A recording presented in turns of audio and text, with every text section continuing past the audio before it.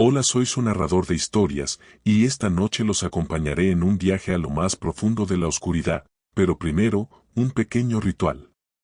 No olviden darle me gusta a este video, para vencer al algoritmo y no nos trague vivo. Suscríbanse y denle me gusta. Ahora, cuéntenme, ¿desde qué ciudad me escuchan? ¿Y qué hora es en su reloj, justo antes de que las sombras se muevan solas? Prepárense. Ajusten sus mantas, apaguen esa lámpara que no los protege de nada, y dejemos que la noche hable por mí.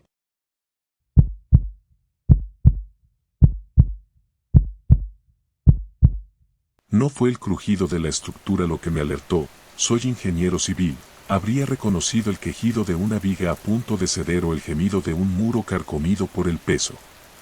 No. Fue algo más íntimo, más orgánico. El edificio industrial, un coloso de hormigón abandonado durante 30 años, se alzaba ahora como un cadáver rehecho para lucir en vitrina, lofts de lujo para gente que jamás preguntaría por qué el precio era tan bajo. Mi tarea era rutinaria, inspeccionar, documentar, firmar. Pero en el instante en que la puerta de acceso se cerró a mis espaldas, demasiado rápido, demasiado suave, el aire se espesó. No como polvo, sino como una membrana húmeda pegándose a mi piel. La linterna temblaba en mi mano. El haz, que debería haber cortado la oscuridad con precisión quirúrgica, se desvanecía a los 5 metros, absorbido por algo que no era niebla. Las luces de emergencia, aún encendidas tras décadas sin energía, parpadeaban en un ritmo irregular, como pestañas sobre ojos vidriosos. Entre las columnas, demasiado numerosas, demasiado gruesas para la carga que debían soportar, algo se movía. No una figura, no una sombra, sino la oscuridad misma, contrayéndose y expandiéndose al compás de mi respiración. Y entonces lo entendí, el ático no estaba abandonado. Estaba digiriendo. 3 de ellas parpadeaban débilmente, proyectando más sombras que luz, mientras el resto permanecía oscuro. Según los planos del edificio que llevaba bajo el brazo, este nivel ni siquiera debería existir. Los planos mostraban solo un espacio de acceso para mantenimiento, no este vasto laberinto de hormigón. Revisé mi teléfono, sin señal, por supuesto. 18 pulgadas de hormigón armado arriba y abajo bloquearían cualquier recepción. Mis colegas no esperaban verme en la oficina en horas, y el equipo de construcción ya se había ido. Los desarrolladores querían que esta inspección se completara hoy, no mañana, lo que significaba que estaba completamente solo en esta estructura masiva. Tragué saliva, mi garganta de repente seca, y comencé a tomar medidas. La primera anomalía que noté fue la temperatura. A pesar de ser finales de verano y de que los pisos inferiores sofocaban sin aire acondicionado, el ático estaba antinaturalmente frío. Mi aliento formaba nubes frente a mí mientras documentaba la altura del techo y la integridad estructural. El termómetro digital en mi bolsa de equipo marcaba 48 grados Fahrenheit, algo imposible para un espacio cerrado en agosto sin sistemas de enfriamiento activos. Lo anoté, atribuyéndolo a algún capricho del flujo de aire o a las propiedades térmicas del grueso hormigón. 30 minutos después, encontré el corredor. No aparecía en ningún plano o plan de renovación. Un pasaje estrecho, apenas lo suficientemente ancho para mis hombros, cortado entre 2 muros masivos de hormigón. A diferencia del resto del ático abierto, este corredor estaba cerrado, con un techo bajo que me obligaba a agacharme ligeramente. En el momento en que entré, lo sentí, una vibración. No el zumbido mecánico de equipos ni el temblor sutil del tráfico distante. Era algo que nunca antes había experimentado.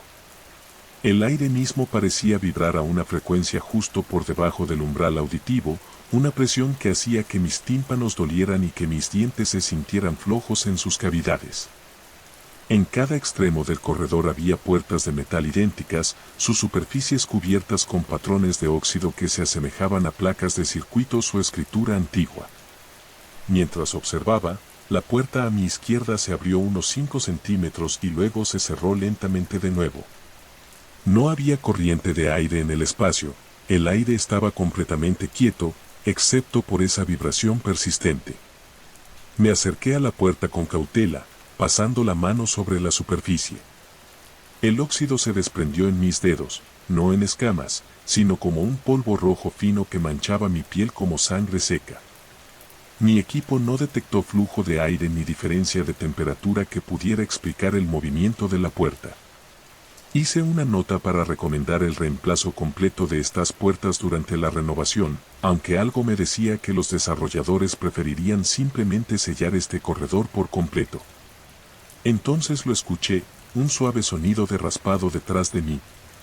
Me di vuelta, esperando ver una rata o tal vez escombros cayendo del techo. En cambio, mi linterna iluminó un conjunto de huellas de botas mojadas en el piso de hormigón. No habían estado allí momentos antes. Las huellas comenzaban unos 3 metros detrás de donde estaba y se dirigían directamente hacia mí, deteniéndose a menos de 1 metro de distancia. El agua aún brillaba en el hormigón, como si alguien con botas de trabajo empapadas acabara de pasar. Alguien invisible. Mi corazón golpeó contra mi caja torácica. Retrocedí, escaneando el corredor vacío.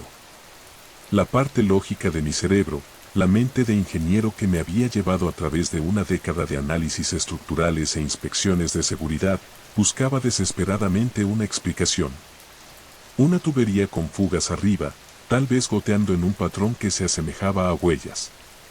Pero no había tubería sobre mí, solo hormigón sólido. Y el agua no forma huellas perfectas de botas, completas con suelas y del tamaño 12 de un trabajador. Mientras observaba, otra huella apareció en el hormigón seco. Luego otra, y otra. Pasos lentos y deliberados que se acercaban a mí.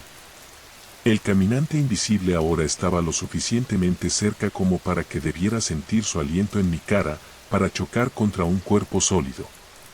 Pero no había nada. Nada excepto esas huellas mojadas que aparecían una tras otra en el piso completamente seco. Tropecé hacia atrás, chocando contra la puerta oxidada. No se dio. ¿Cuándo se había cerrado? No recordaba haber escuchado un mecanismo activarse. Las huellas mojadas dejaron de avanzar, y por un bendito momento pensé que el fenómeno había terminado. Entonces comenzó la voz. Baja y áspera, emergió de los mismos muros de hormigón, como si la estructura del edificio hubiera encontrado una manera de hablar.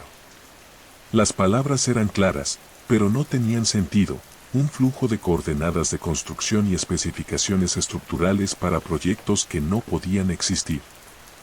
Columna de carga, coordenadas 47.623 grados norte, 122.1142 grados oeste, aluminio, 42 pulgadas de diámetro. Puerto 19 de septiembre de 1977, contratista desconocido. Reconocí el formato, así es como los ingenieros registran elementos estructurales críticos. Pero las coordenadas de ubicación colocaban este proyecto fantasma en el noroeste del Pacífico, a miles de millas de donde estaba. Y la fecha, 1977, era durante la construcción original de este edificio. Pero el contratista estaba bien documentado, Westlake Industrial Development. No había nada, desconocido, al respecto. La voz continuó, describiendo cimientos nunca vertidos, acero nunca forjado, hormigón nunca mezclado. Con cada recitación, la vibración en el aire se intensificaba hasta que mi visión se nubló. Mis herramientas de medición digitales se volvieron locas, las pantallas parpadeando entre lecturas imposibles, presiones negativas, temperaturas por debajo del cero absoluto. Niveles de radiación que deberían haberme matado al instante. Necesitaba irme. Ahora. Me aparté de la puerta y me dirigí hacia la entrada del corredor, de vuelta al espacio principal del ático. Pero algo estaba mal. El pasaje se extendía ante mí, más largo que antes. Lo que había sido un corredor de 6 metros ahora se extendía al menos 15. La salida, un rectángulo distante del ático débilmente iluminado. Corrí. Mis botas golpeaban el hormigón, el sonido resonando de manera antinatural. Después de 30 segundos de sprint, debería haber llegado a la salida. En cambio, parecía aún más lejos. El corredor se expandía, se estiraba como caramelo con cada paso que daba. El sudor empapaba mi camisa a pesar del aire frío, y mis pulmones ardían. La voz se volvió más fuerte, ahora acompañada por otras. Un coro de ingenieros fantasmas recitando proyectos fantasmas, sus palabras superponiéndose en una cacofonía de jerga técnica que de alguna manera llevaba el ritmo de un encantamiento. Me detuve. Obviamente, este enfoque no funcionaba. La parte racional de mi mente, la parte que aún se aferraba desesperadamente a las leyes físicas y los principios de ingeniería estructural, sugirió que estaba experimentando alguna forma de alucinación. ¿Envenenamiento por monóxido de carbono, tal vez? ¿O privación de oxígeno? ¿O una fuga química no documentada del pasado industrial del edificio? Pero otra parte de mí sabía mejor. El sabor metálico del miedo cubría mi lengua mientras me daba la vuelta para mirar hacia atrás. Las huellas mojadas se habían multiplicado, docenas de conjuntos ahora, todos de diferentes tamaños, todos dirigiéndose hacia mí desde una puerta que no debería existir al final de un corredor que no podía existir. Apreté mi espalda contra la pared y cerré los ojos, concentrándome en mi respiración. Mis manos temblaban mientras sacaba mi grabadora digital, decidido a documentar lo que fuera que estuviera sucediendo, aunque solo fuera para demostrarme más tarde que no había perdido completamente la cordura. Cuando abrí los ojos, el corredor había cambiado de nuevo. Las paredes ahora tenían marcas descoloridas, anotaciones arquitectónicas, notas de construcción y cálculos escritos directamente en el hormigón. Me acerqué a una sección y pasé mis dedos sobre la superficie. Las marcas estaban talladas en el hormigón, no escritas en él, los surcos llenos de ese mismo polvo rojo oxidado que había encontrado en la puerta. Reconocí algunos de los cálculos, distribuciones de carga, evaluaciones de resistencia a la tracción, predicciones de hundimiento. Pero estaban mal. Fundamentalmente, catastróficamente mal. Cualquier estructura construida según estas especificaciones colapsaría inmediatamente, matando a todos dentro. Sin embargo, mezcladas entre estos errores fatales había innovaciones brillantes que nunca antes había visto, técnicas de construcción que no deberían ser posibles con la tecnología actual. La voz de las paredes había cambiado también. Ahora me hablaba directamente, Inspector Warren Michei, Evaluación estructural del complejo industrial Kenton, 17 de agosto de 2025. Sujeto terminó la inspección a las 4:47 de la tarde tras exposición a anomalías arquitectónicas no estándar. Mi sangre se convirtió en hielo. Ese era mi nombre. La fecha de hoy. El proyecto exacto en el que estaba trabajando. Pero yo no había terminado nada, y ciertamente no eran las 4:47 todavía. Miré mi reloj, 4:46 de la tarde. La manecilla de los segundos avanzó, 4:47. En ese mismo momento, todas las luces de emergencia del ático se apagaron. Una oscuridad completa me envolvió, tan absoluta que no podía ver mi mano frente a mi cara. Busqué a tientas mi linterna, pero también estaba muerta. En la oscuridad, sentí algo rozar mi hombro. Algo sólido pero insustancial, como dedos compuestos de electricidad estática.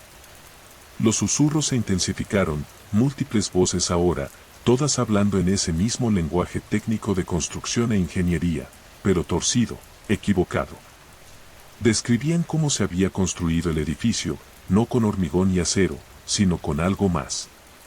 Como ciertas estructuras no estaban diseñadas para proporcionar soporte físico, sino para contener algo que existía entre espacios.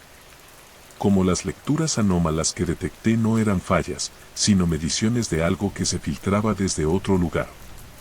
De repente, mi linterna volvió a la vida por sí sola. Elas iluminó una sola hoja de papel de planos tirada en el suelo frente a mí. Un papel que no había dejado caer. Lo levanté con manos temblorosas. Era el plano de construcción original de este edificio, fechado en 1977, pero notablemente diferente de las copias que había estudiado. Esta versión mostraba el nivel del ático en detalle, incluido el corredor donde estaba parado. En los márgenes había notas escritas a mano que me erizaron la piel. Límite inestable en esta sección. Desplazamiento temporal observado durante el vertido de hormigón. 3 trabajadores perdidos durante la fase final. Corredor sellado como medida de contención. Las implicaciones me golpearon como un puñetazo. Lo que estaba sucediendo aquí ya había sucedido antes. El edificio no había sido abandonado debido a una recesión económica, como afirmaban los desarrolladores. Había sido abandonado deliberadamente. Y ahora, las renovaciones estaban perturbando algo que había sido cuidadosamente contenido durante décadas. Mientras amanecía esta realización, las huellas mojadas que me rodeaban comenzaron a secarse y desvanecerse, desapareciendo una por una. La vibración en el aire disminuyó. El corredor, que había parecido interminable momentos antes, ahora parecía como había sido originalmente, corto, recto, anodino. Cuando miré el plano de nuevo, se había transformado en mis propias notas de inspección. La inquietante marginalia había sido reemplazada por mis mundanas observaciones sobre la altura del techo y la colocación de vigas de soporte. Regresé a la salida del ático, moviéndome rápidamente pero obligándome a no correr. Cada paso se sentía como caminar a través de melaza, mi cuerpo agotado por el miedo residual. Nada más se manifestó, ni voces, ni huellas, ni arquitectura imposible. Cuando finalmente empujé la puerta de acceso y descendí al edificio principal, todo parecía normal. La luz del sol entraba a raudales por las altas ventanas industriales. Mi teléfono recuperó la señal de inmediato, 3 llamadas perdidas de la empresa de desarrollo, preguntando por mi evaluación. Debería haberles dicho la verdad, que el nivel del ático necesitaba permanecer sellado, que la renovación debería abandonarse por completo. En cambio, informé problemas estructurales que harían económicamente inviable la conversión, sin mencionar lo que había experimentado. Los números no mienten. El hormigón no engaña. Mi evaluación estructural fabricada aseguraría que el edificio permaneciera vacío. Más tarde esa noche, mientras transcribía mis experiencias reales en un diario privado, noté algo extraño en las grabaciones digitales que había tomado. Entre mis notas habladas había largos periodos de estática, interrumpidos por voces débiles que discutían proyectos de construcción que nunca existieron. Y una voz adicional, hablando directamente al micrófono cuando sabía que había estado solo. Siempre envían ingenieros, decía. Creen que entienden cómo funcionan los edificios, cómo se conectan los espacios, cómo las estructuras contienen. Nunca se dan cuenta de que solo están creando más puertas. Al día siguiente, renuncié al proyecto. La semana siguiente, renuncié a la ingeniería civil por completo. Algunas puertas, una vez abiertas, nunca pueden cerrarse realmente. Y algunos espacios, ahora entiendo, nunca estuvieron destinados a ser convertidos, renovados u ocupados por los vivos. Todavía sueño con ese corredor. En mis sueños, todavía camino a través de él, y todavía se expande ante mí. Solo que ahora soy yo quien deja huellas mojadas detrás mientras camino.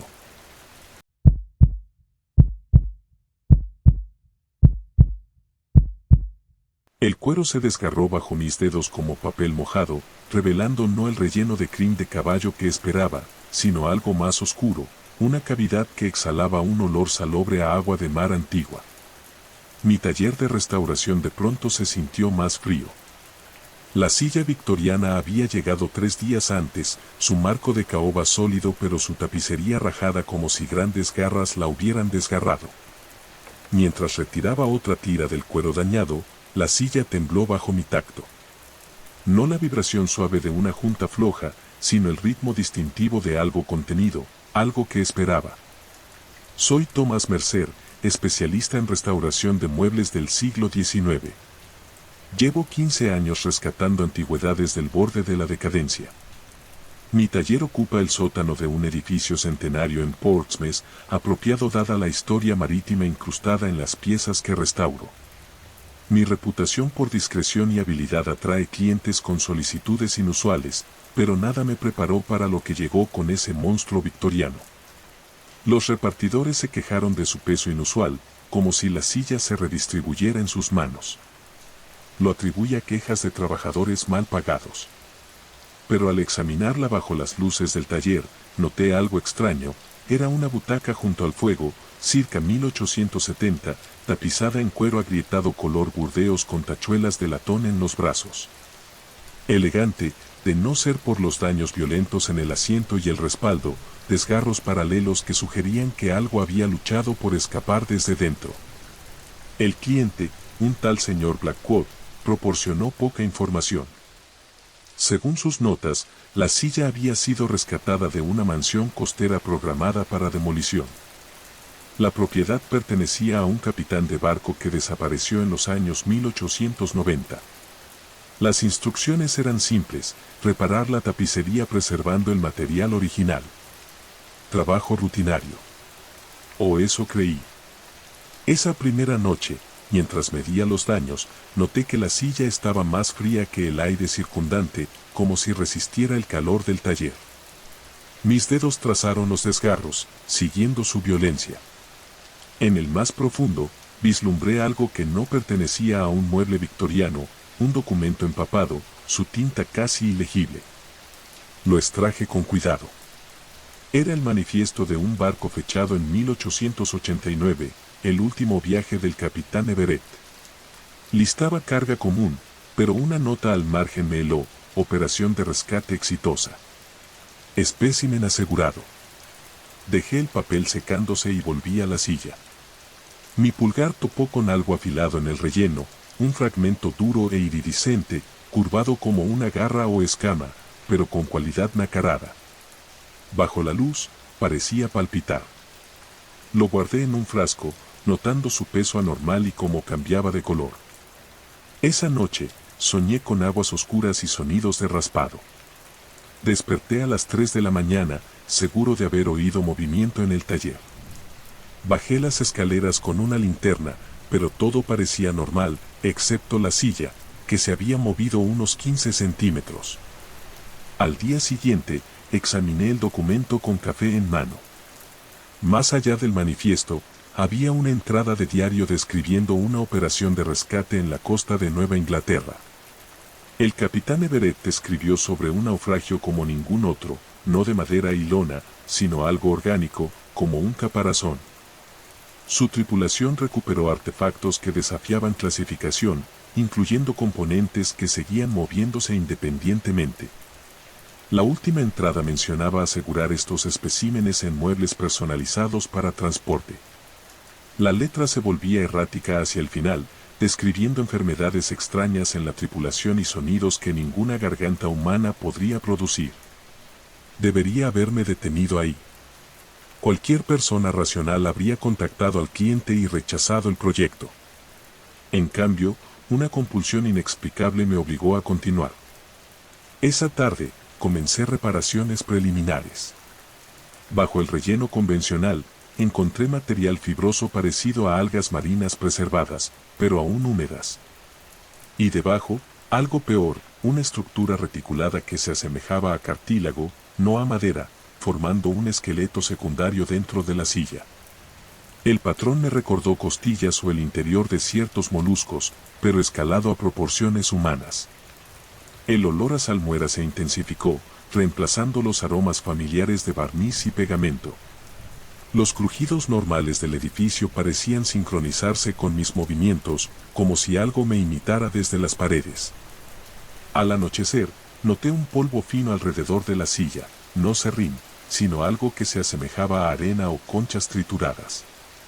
Bajo el microscopio, las partículas parecían moverse, reorganizándose solas. Esa noche, trabajé hasta tarde. Una tormenta rugía afuera. Cuando las luces parpadearon, juré que la superficie de la silla se onduló, movimientos microscópicos en el cuero restante, como músculos bajo piel. Me acerqué con la linterna temblorosa. El cuero se expandía y contraía en un ritmo que coincidía con la respiración humana. El sonido que emitía no era el crujido de madera, sino algo horriblemente similar a esfuerzo respiratorio. Retrocedí, mi corazón martillando. La linterna se debilitó. Decidí irme, pero al girar, la silla se había reposicionado entre yo y la salida. En el suelo, patrones en espiral se arrastraban desde sus patas, como los rastros de un caracol. Edgé hacia la puerta, pero el cuero parecía seguirme. Los desgarros se ensanchaban levemente al pasar. Afuera, sentado en mi auto, me convencí de que eran coincidencias y fatiga. Al día siguiente, investigué en la biblioteca universitaria. Encontré registros del Vilmina, un barco desaparecido en 1889, y de un pueblo llamado Blackwater Harbour, puesto en cuarentena ese mismo año antes de desaparecer. Un farero describió agujeros vivientes emergiendo del mar y caparazones que se movían sin ocupantes. Al regresar al taller, la silla esperaba. El cuero parecía más seco, con grietas formando patrones que recordaban los bocetos del farero. Cuando revisé fotos que tomé, noté discrepancias. En una imagen, algo asomaba desde el desgarro más profundo, algo reflectante y segmentado, como un ojo compuesto. Esa noche, encontré otra carta escondida. El capitán Everett describía capturar algo ni planta ni animal que se reactivó durante el transporte, obligándolo a contenerlo en matrices orgánicas construidas. Mis herramientas de restauración ahora me inquietaban. La silla emitía sonidos húmedos cuando el taller estaba en silencio. Cuando me acercaba con mi cuchillo de cuero, se quedaba quieta, su tensión superficial aumentando visiblemente. Decidí un compromiso, repararía el daño externo sin intervenir en su estructura interna. Pero la silla intensificó su comportamiento. Sus movimientos ya no se limitaban a la noche. Las marcas en espiral en el suelo se expandían diariamente, formando diseños geométricos que irradiaban desde donde estaba. La última noche, mientras aplicaba el acabado final, un bulto similar a una concha emergió de la costura del brazo. Antes de que pudiera examinarlo, se retrajo y toda la silla se estremeció. El cuero recién reparado se abultó, estirando las costuras. Desde dentro vinieron sonidos que ningún mueble debería hacer, chasquidos y gorgoteos como pozas de marea. Los patrones en espiral del suelo se extendieron, tallados por apéndices invisibles. Cuando el desgarro más grande comenzó a abrirse de nuevo, no al azar, sino con precisión quirúrgica, algo brillante asomó, placas de armadura iridiscente. Una protuberancia articulada como la pata de un cangrejo, pero con flexibilidad inquietante, se extendió hacia mi banco de trabajo, hacia el frasco con el fragmento que había removido. El instinto de supervivencia venció a la curiosidad. Retrocedí, pero la silla se movió en un instante, bloqueando la puerta. El cuero se abultó en múltiples puntos, el marco de caoba crujiendo mientras algo dentro redistribuía su masa. El olor a mar se volvió abrumador, no a océano abierto, sino a fosas profundas donde nunca llega la luz. En un acto desesperado, agarré un solvente altamente corrosivo y lo arrojé a la silla. El efecto fue inmediato y terrible, el cuero chisporroteó al contacto, y desde dentro surgió un sonido que ningún aparato vocal humano podría producir, un chillido oscilante que vibraba los frascos en los estantes. La silla se convulsionó, su marco de madera astillándose mientras algo bajo la tapicería se debatía en aparente agonía. Aprovechando la distracción, corrí hacia la puerta. Solo miré atrás una vez, la forma de la silla colapsaba hacia adentro, su estructura disolviéndose en algo que ya no se parecía a un mueble, sino a un exoesqueleto parcial. A través de las aberturas, vislumbré movimiento, apéndices segmentados retrayéndose mientras el solvente hacía su trabajo. Pasé la noche en un hotel. Al regresar al mediodía con un colega escéptico, encontramos el taller impecable. La silla parecía normal, excepto por el daño del solvente. Pero los patrones en espiral permanecían, extendiéndose hasta las paredes. Mi colega no encontró nada que respaldara mi historia. El señor Blackwood seguía incontactable. Mis investigaciones revelaron conexiones perturbadoras entre él y organizaciones de biología marina marginal. Ahora, la silla está en una unidad de almacenamiento. A veces, despierto a los sonidos de algo arañando mi puerta. No el arañazo desesperado de algo atrapado, sino el raspado metódico de algo mapeando su entorno, aprendiendo. Encontré patrones en espiral en lugares inesperados, condensación en el espejo, escarcha en las ventanas, mis pertenencias reorganizadas sutilmente en progresiones geométricas. Ayer recibí un paquete, una solicitud para restaurar más artículos de la colección Everett, un escritorio, un armario, una cama con dosel, todos supuestamente rescatados de la misma propiedad costera. El membrete mostraba un patrón en espiral idéntico a los tallados en mi taller. Aún no decido si aceptar.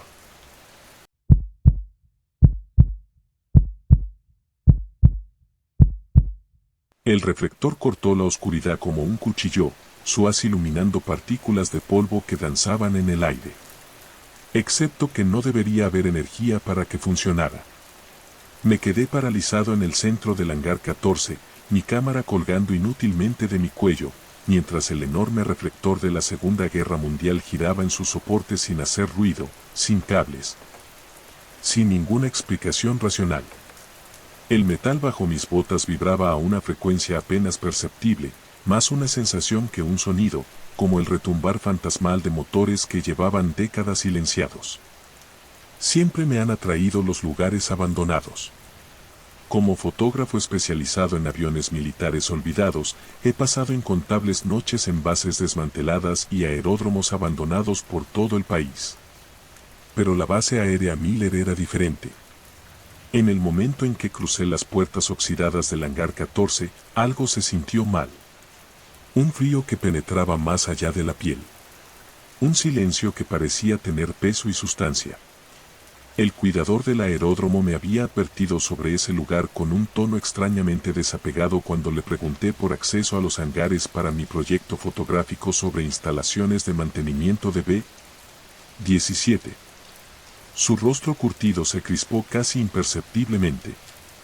Finalmente accedió, entregándome un llavero con llaves enormes y murmurando que nadie pide visitar el hangar 14, especialmente de noche.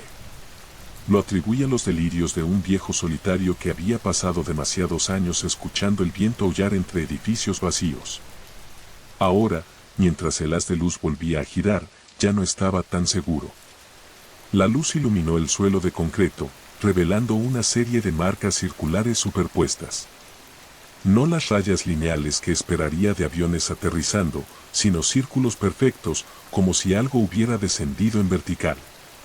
Saqué mis materiales de investigación, hojeando los planos desclasificados. No había registros de capacidades de aterrizaje vertical aquí. Nada que explicara esas marcas. Mi pulso se aceleró ligeramente mientras fotografiaba los patrones. El clic mecánico de mi cámara vintage sonó antinaturalmente fuerte en el espacio cavernoso. Cuando el haz del reflector pasó sobre mí otra vez, sucedió algo imposible. El aire sobre mi cabeza se comprimió y desplazó, empujando hacia abajo con suficiente fuerza para doblar mis rodillas. Mis oídos se taponaron por un cambio repentino de presión y me agaché instintivamente, como si algo masivo acabara de pasar por encima. El sudor brotó en mi frente a pesar del frío de noviembre. Retrocedí, mis botas raspando el concreto mientras me movía hacia lo que debería ser la seguridad de la pared.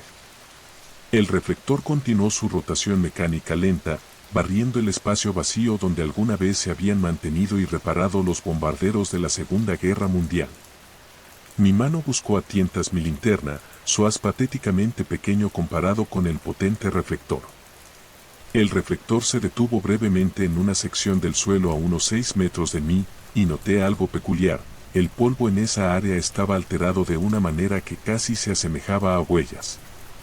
No las impresiones sólidas de una persona caminando, sino algo más ligero, como si el mero concepto de una huella hubiera sido sugerido en lugar de impreso. Mi mente racional luchó por mantener el control. Patrones de polvo formados por corrientes de aire, me dije. Los edificios viejos tienen acústicas extrañas. Los cambios de presión probablemente vienen de sistemas de ventilación rotos en rincones olvidados. Pero ninguna de estas explicaciones daba cuenta del reflector funcionando sin energía. Me acerqué al reflector mismo, con cuidado de no pisar directamente su haz. El enorme aparato estaba montado en su soporte original, una reliquia de cuando esta instalación era un centro bullicioso del esfuerzo bélico estadounidense. Un examen cercano no reveló cables de energía, ni baterías, ni modificaciones de ningún tipo. Según toda lógica, debería estar tan muerto y silencioso como el aeródromo. Extendí la mano tentativamente y la apoyé en la carcasa metálica fría. En el instante en que mi piel hizo contacto, la rotación se detuvo abruptamente. El haz se congeló, iluminando un rincón lejano del hangar. Mi aliento se atascó en mi garganta cuando vi lo que parecía ser una sombra contra la pared, una silueta humana que desapareció en el momento en que parpadeé. Mi corazón martilló contra mis costillas mientras gritaba, preguntando si alguien estaba ahí. Mi voz me regresó distorsionada y extraña, como si la acústica del edificio estuviera diseñada para transformar los sonidos en algo irreconocible. Nadie respondió, pero no podía sacudirme la sensación de ser observado desde múltiples ángulos. Decidí documentar todo antes de que mi coraje fallara por completo. Comencé a fotografiar sistemáticamente el hangar. Cada vez que el haz pasaba sobre mí, habiendo reanudado su rotación en el momento en que retiré mi mano, ocurría ese mismo desplazamiento de aire. Para la quinta rotación, era lo suficientemente fuerte como para agitar mi cabello y tirar de mi ropa, como el flujo descendente de rotores pasando justo encima. El tiempo pareció estirarse y contraerse en ese lugar. Lo que sintieron como minutos en mi reloj registraron horas, y la noche se profundizó alrededor del hangar aislado. Mi boca se secó y mis manos temblaron ligeramente mientras cambiaba las placas fotográficas. Había venido preparado con mi equipo tradicional en lugar de digital, algo sobre capturar estos espacios históricos se sentía más auténtico con la misma tecnología que los habría documentado en su apogeo. Cuando revelé esas placas más tarde, descubriría el verdadero horror del hangar 14. En algún momento, noté que los movimientos del reflector habían cambiado. Ya no hacía una rotación completa. En su lugar, comenzó a enfocarse en áreas específicas del hangar por periodos más largos, como si estuviera buscando o mostrándome algo. Ella se posó en una sección del suelo con marcas circulares particularmente densas. Mientras permanecía allí, el aire sobre el lugar ondeó como el calor que sube del asfalto en verano, aunque el hangar estaba helado. Levanté mi cámara con manos temblorosas y tomé varias exposiciones. El desplazamiento de aire era continuo ahora, una presión descendente persistente que me hacía doler los oídos y me obligaba a ampliar mi postura para mantener el equilibrio. Luego vino el sonido. No escuchado con mis oídos, sino sentido en mis huesos y dientes, un retumbar profundo y pulsante que reconocí de cientos de horas de grabaciones de investigación. La firma distintiva del motor de un B-17 Flying Fortress. Pero mal. Distorsionado. Como si se reprodujera a la velocidad incorrecta. Retrocedí, mis omóplatos presionando contra la pared metálica fría del hangar. El reflector giró hacia mí con un movimiento repentino y deliberado, inmovilizándome en su resplandor duro. Mis ojos se entrecerraron por el brillo inesperado. A través de las pestañas entrecerradas, noté formas oscuras formándose en el haz mismo, siluetas de lo que parecían hombres en formación. Sus rasgos indistintos excepto por los contornos inconfundibles de máscaras de oxígeno cubriendo la parte inferior de sus rostros. Mi mente racional se fracturó junto con mi compostura. Esto no era posible. Nada de esto era posible. El cuidador había mencionado algo sobre el hangar 14 siendo parte de un programa de pruebas clasificado en los últimos años de la guerra. Experimentos con nuevos sistemas de navegación diseñados para permitir misiones de bombardeo con visibilidad cero. Había murmurando algo sobre accidentes y la instalación siendo desmantelada repentinamente, los registros sellados y olvidados. El reflector giró, liberándome de su agarre, y jadeé por aire. no me había dado cuenta de que lo estaba conteniendo. Mis piernas amenazaron con ceder, hormigueo subiendo y bajando por mis pantorrillas como si hubiera estado quieto durante horas en lugar de minutos. El reflector ahora se movía con propósito, iluminando secciones del hangar en una secuencia específica, deteniéndose en cada área justo el tiempo suficiente para que sintiera la presencia de algo sustancial formándose en el aire arriba. Tragando mi miedo, me obligué a seguir la guía del reflector, tomando fotografías en cada ubicación que iluminaba. La cámara se sentía imposiblemente pesada en mis manos, mis dedos entumecidos por el frío a pesar de los guantes de cuero. Cada clic del obturador parecía agitar la presencia que llenaba el hangar. Los desplazamientos de aire se volvieron más violentos, y el retumbar de los motores subió de tono hasta rozar el dolor. Horas pasaron así, una danza macabra entre yo, el reflector y cualquier presencia invisible que estuviera revelando. Afuera, el cielo estaría aclarando pronto, aunque no había ventanas en este hangar particular para confirmarlo. Mi reloj se detuvo a las 3:17 de la mañana. Otra imposibilidad para agregar a la lista creciente. La revelación final llegó cuando el reflector de repente se apagó, sumergiendo el hangar en una oscuridad absoluta. Busqué a tientas mi linterna, el pánico subiendo por mi garganta como bilis, antes de poder encontrarla. Entonces el reflector volvió a encenderse por sí solo, ahora al doble de su intensidad anterior, proyectándose directamente hacia arriba al techo del hangar. Lo que vi allí rompió algo fundamental en mi comprensión de la realidad. El techo reflejaba no el interior del hangar, sino una vista aérea nocturna de lo que reconocí como Londres durante el Blitz. Incendios ardiendo a través del paisaje urbano, reflectores escaneando el cielo, y la silueta inconfundible de un B-17 volando peligrosamente bajo. La perspectiva era desde arriba del bombardero, como si estuviera presenciando su aproximación desde un ángulo imposible. Mis piernas finalmente cedieron, y caí de rodillas, la cámara apretada protectoramente contra mi pecho. La presión del aire en el hangar cayó catastróficamente, mis tímpanos amenazando con reventar. El concreto bajo mí tembló, y el polvo llovió de las vigas de soporte que habían estado inmóviles durante décadas. Entonces todo se detuvo. El reflector se apagó, esta vez para siempre. Mi linterna funcionó de nuevo, su haz patéticamente débil después de la iluminación sobrenatural que acababa de presenciar. El hangar era solo un hangar otra vez. Vacío. Frío. Abandonado. Recogí mi equipo con manos temblorosas y huí.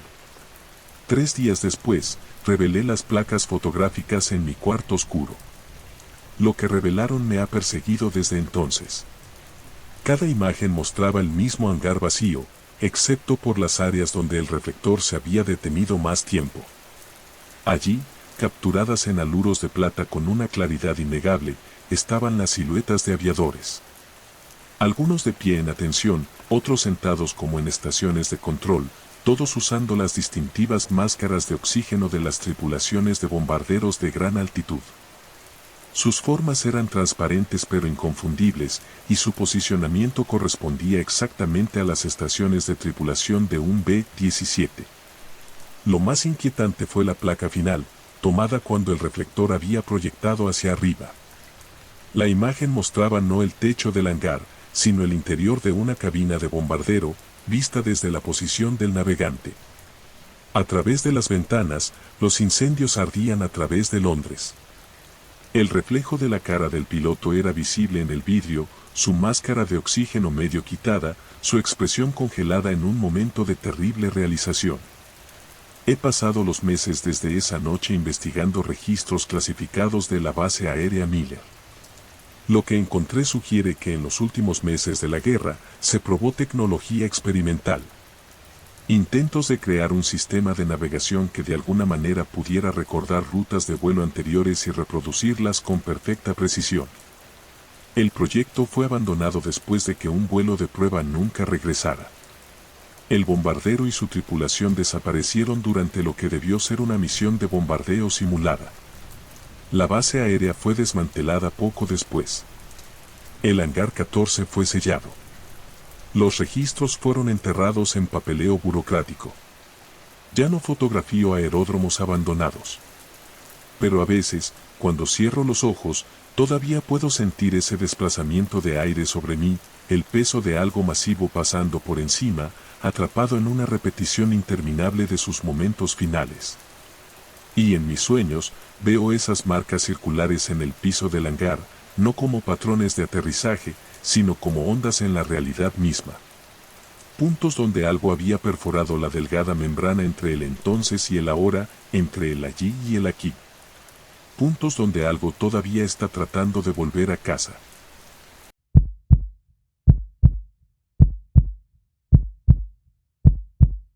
La primera vez que escuché moverse las cadenas, me convencí de que era el viento. La segunda vez, culpé al asentamiento del viejo edificio. Para la tercera vez, cuando el eslabón oxidado se balanceaba en perfecta sincronía mientras el aire permanecía mortalmente quieto, ya no pude negar lo que mis ojos atestiguaban.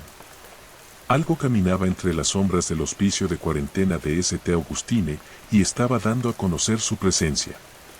Me llamo Dr. Marcus Thorne, historiador marítimo especializado en prácticas de cuarentena durante el paso atlántico del siglo XIX. Cuando la Sociedad de Preservación Marítima Histórica me ofreció catalogar artefactos en St. Augustine, un hospicio de cuarentena abandonado en la isla Fiebre, salté ante la oportunidad.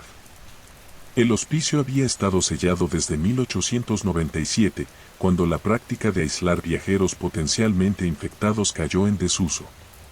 Según los registros de la sociedad, muchos de los muebles e implementos médicos originales permanecían intactos, sin tocar por más de un siglo. Lo que la sociedad no mencionó fue el peculiar comportamiento de la marea alrededor de la isla. El folleto describía una anomalía de marea que aislaba temporalmente el hospicio cada tarde, pero subestimó su severidad. Descubrí la verdad poco después de mi llegada. Para las 4 de la tarde, las tierras circundantes se inundaban completamente, transformando el hospicio en una isla dentro de una isla hasta la mañana siguiente. Los locales que me transportaron en bote parecían ansiosos por irse, señalando sus relojes repetidamente como advirtiéndome de un plazo no dicho. El hospicio en sí se alzaba contra el cielo gris de octubre como un monumento al sufrimiento olvidado. 3 pisos de piedra erosionada y madera podrida, con ventanas como ojos vacíos mirando al mar. El primer piso albergaba el área de recepción, oficinas de cuarentena y habitaciones del personal. Los pisos segundo y tercero contenían las salas de aislamiento, donde aquellos sospechosos de portar tifoidea, cólera o fiebre amarilla esperaban su destino.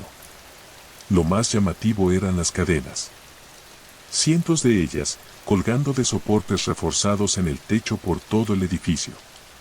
Estas, sabía por mi investigación, se habían usado para suspender el equipaje de los viajeros sobre el piso, donde sería fumigado con azufre ardiente o cloro. La práctica reflejaba la teoría del miasma, popular en esa época, la creencia de que las enfermedades se propagaban a través de aire venenoso en lugar de gérmenes.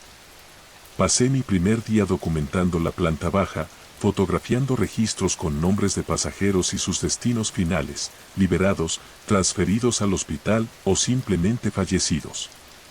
Cuando la luz del día comenzó a desvanecerse, establecí mi espacio de trabajo temporal en lo que había sido la oficina del médico principal, la habitación más alejada de las cadenas que llenaban el salón principal. El primer suceso extraño ocurrió exactamente a las 4:38 de la tarde, según mi reloj. Un tintineo metálico suave, como campanillas distantes, me llevó al salón principal. Allí, en la luz menguante, vi docenas de cadenas balanceándose gentilmente, como si una brisa las hubiera perturbado.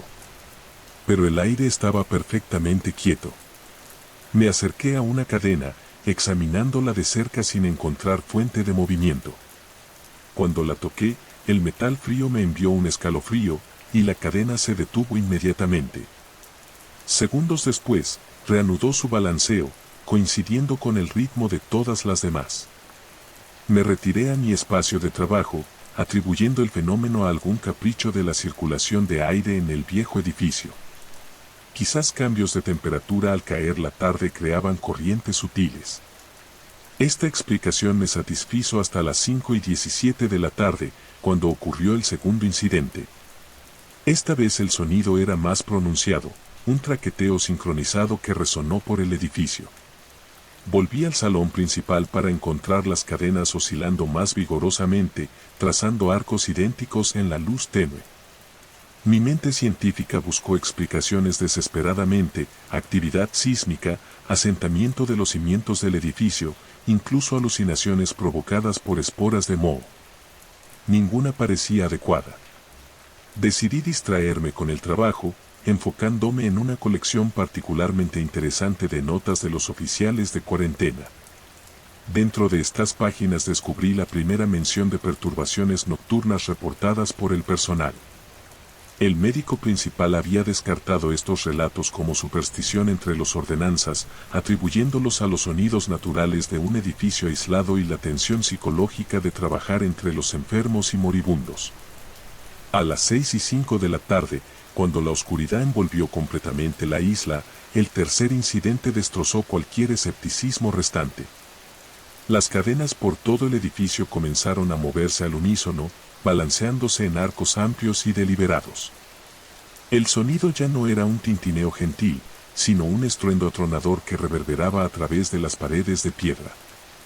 Me quedé paralizado mientras mi cerebro procesaba lo que mis ojos se negaban a creer: había intención en este movimiento. Propósito. Entonces escuché los pasos sobre mí. Pesados, deliberados, cruzaron el techo del salón principal, moviéndose de un extremo al otro con determinación lenta. Mi corazón martilló contra mis costillas, y el sudor perló en mi frente a pesar del frío nocturno. Sabía por mi inspección preliminar que la escalera a los pisos superiores se había derrumbado décadas atrás. El acceso era imposible sin equipo especializado, que planeaba traer en una visita futura. Sin embargo, los pasos continuaron, moviéndose directamente sobre mi cabeza, deteniéndose ocasionalmente como si su dueño examinara algo de interés. Luego vino un nuevo sonido, un raspado, un arrastre, algo pesado siendo jalado por el piso. Contra mi mejor juicio, grité, preguntando si alguien más estaba en el edificio. Mi voz sonó pequeña y delgada contra el traqueteo rítmico de las cadenas. No hubo respuesta, excepto los pasos continuos y el arrastre. Con las manos temblando, me acerqué a la escalera arruinada, sus peldaños colapsados en un montón de madera podrida. En el haz de mi linterna, algo llamó mi atención: marcas frescas en el pasamanos oxidado, arañazos brillantes en el metal oxidado. Aparecían a intervalos regulares, como si algo hubiera sido arrastrado escaleras arriba, dejando evidencia de su paso. Mi boca se secó, mis extremidades se sintieron pesadas. Cada instinto gritaba por evacuación inmediata, pero la marea lo hacía imposible hasta la mañana. Estaba atrapado con lo que sea que caminara en los pisos superiores. Me retiré a la oficina del médico, atrancando la puerta con un pesado escritorio. A través de la pequeña ventana, aún podía ver parte del salón principal donde las cadenas continuaban su danza sincronizada. Intenté usar mi teléfono satelital para pedir evacuación de emergencia, pero ninguna señal atravesó los gruesos muros de piedra. La parte racional de mi mente siguió buscando explicaciones. Quizás otro investigador había encontrado un punto de acceso diferente a los pisos superiores. ¿O jóvenes locales usando el hospicio abandonado para buscar emociones? Ninguna de estas explicaciones daba cuenta de las cadenas moviéndose o de las marcas en una escalera que nadie podía escalar. A medida que la noche se profundizaba, también lo hacían las manifestaciones. La temperatura en el edificio se desplomó hasta que mi aliento formaba nubes frente a mí. Las cadenas comenzaron a retorcerse como seres vivos, algunas estirándose hacia el piso como si alcanzaran algo. Los pasos se multiplicaron, ya no un conjunto sino muchos, moviéndose entre habitaciones arriba con propósito y dirección. Me acurruqué en la esquina de la oficina, linterna apretada en manos temblorosas, documentando todo en mi grabadora de voz. Si nada más, habría un registro de lo que ocurría aquí. Me encontré preguntándome sobre el oficial de cuarentena cuyas notas había estado leyendo. ¿Había experimentado estos mismos fenómenos? ¿También los había descartado hasta enfrentar evidencia innegable? Alrededor de la medianoche, los pasos cambiaron de dirección. En lugar de moverse por el piso superior, comenzaron a descender. Todo mi cuerpo se tensó al escucharlos llegar al descanso donde la escalera se había derrumbado. La lógica dictaba que deberían detenerse allí, atrapados por los peldaños faltantes. No se detuvieron. Paso a paso, descendieron la escalera inexistente, acompañados por el sonido de cadenas arrastrándose por el piso. A través de una grieta en la puerta atrancada, observé en horror cómo las cadenas en el salón principal se separaban como cortinas, creando un camino desde la escalera hasta el centro de la habitación. Lo que emergió de las sombras desafió la descripción. No porque fuera incomprensible, sino porque no había nada que ver. Los pasos entraron al salón principal, pesados y deliberados, pero nada visible los hacía. Las tablas del piso crujieron bajo peso significativo, las partículas de polvo se dispersaron como si fueran perturbadas por movimiento, pero no había nada allí. Nada visible, al menos. Las cadenas más cercanas a esta presencia invisible comenzaron a elevarse del piso, levantándose como si manos invisibles las recogieran. Se retorcieron juntas, tomando forma, formando lo que parecía ser un arnés tosco o restricción. Mientras se ensamblaban, noté manchas oscuras en los eslabones.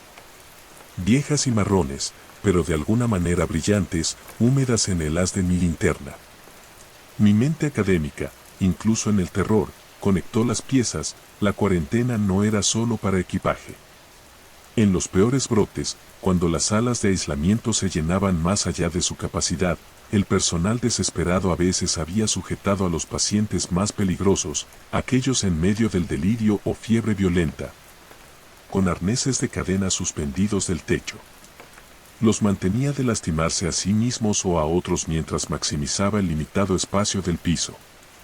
Los registros históricos nunca mencionaron esta práctica. Era demasiado brutal, demasiado medieval para reconocer en documentación oficial.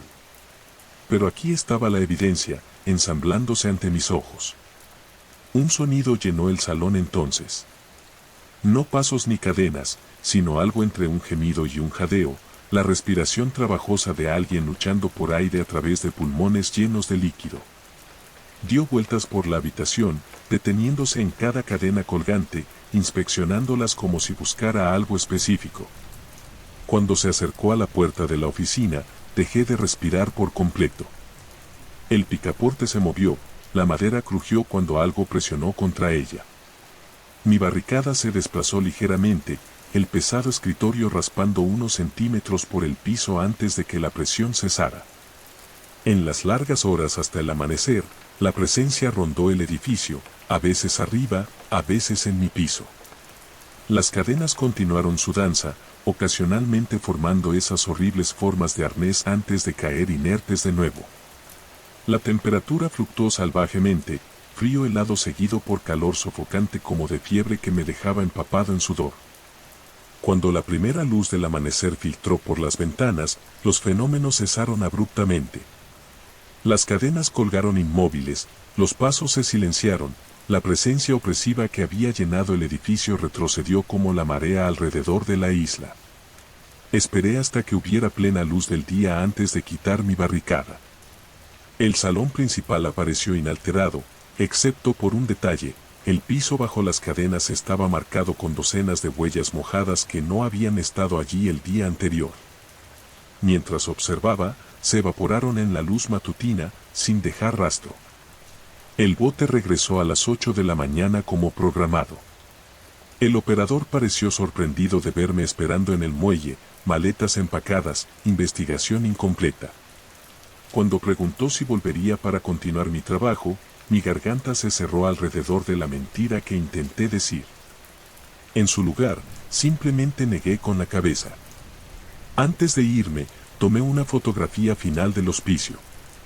Cuando se reveló más tarde, la imagen mostraba a St. Augustine como lo había visto, excepto por cientos de figuras oscuras colgando suspendidas de cadenas en cada ventana. sus rasgos ocultos pero su sufrimiento inconfundible. Desde entonces, me obsesioné con descubrir la verdad sobre St. Augustine. Mi investigación me llevó a registros médicos sellados y diarios personales de ex empleados. Lo que encontré sugiere que las cifras oficiales de mortalidad estaban dramáticamente subestimadas. Durante un brote particularmente virulento de fiebre amarilla en 1872, el personal desesperado implementó medidas extremas para el número abrumador de pacientes. Aquellos considerados sin esperanza fueron movidos a los pisos superiores, sujetos para prevenir autolesiones durante el delirio febril. Y esencialmente dejados morir para conservar recursos para aquellos con mejores probabilidades. Peticioné a la Sociedad de Preservación Marítima Histórica que sellara a St. Augustine permanentemente, citando preocupaciones estructurales. Mi verdadera motivación permaneció privada. Algunas cosas deberían permanecer en cuarentena. Algunos sufrimientos, reconocidos pero no perturbados. Pero en mis momentos más oscuros, cuando el sueño me elude, escucho nuevamente el movimiento sincronizado de cadenas y me pregunto: ¿están alcanzando pidiendo ayuda? ¿Por reconocimiento? ¿O por compañía? Y me pregunto qué podría pasar si regreso a esa isla, no como investigador, sino como testigo de un sufrimiento que se niega a terminar. A veces creo que ya conozco la respuesta. Las cadenas que fotografié han comenzado a balancearse en las imágenes, solo ligeramente, solo lo suficiente para notar si miras de cerca. Y anoche soñé que escalaba una escalera imposible, arrastrando algo pesado detrás de mí.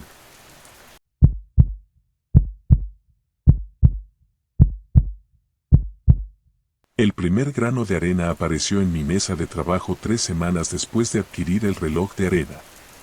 Solo uno, imposiblemente fuera de lugar bajo el frío resplandor de la lupa LED. Lo barrí sin pensarlo 2 veces. Un error que aún me atormenta. No entendía lo que la marea estaba trayendo. Me llamo Thomas Merrick. Durante 27 años he restaurado relojes en este cobertizo convertido junto al puerto de Blackwater. Relojes y relojes han pasado por mis manos, sus mecanismos expuestos, sus secretos revelados bajo mis herramientas.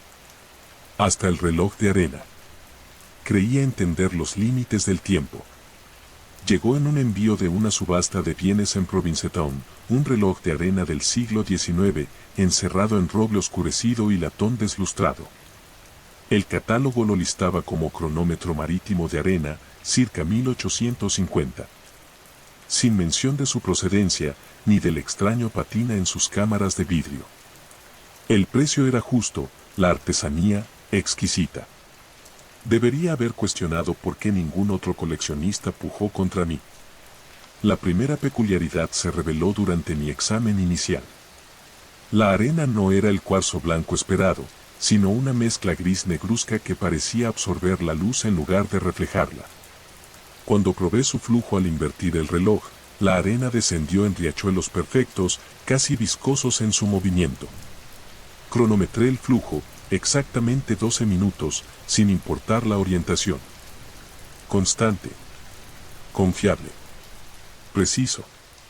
3 días después, noté la primera anomalía. La arena había formado lo que parecían caracteres en la pared interior de la cámara inferior. No letras, no símbolos, pero casi. Lo atribuye a agrupamientos de partículas, algo común en relojes antiguos con daño por humedad. Lo invertí para probar nuevamente. Cuando la arena descendió, no solo se acumuló en la base. Se organizó. Los granos oscuros formaron lo que solo podía describirse como un mapa topográfico, anillos concéntricos y costas irregulares que reconocí de inmediato como el puerto de Marblehead, donde pasé los veranos de mi infancia en la cabaña de mi abuelo. La precisión era inquietante.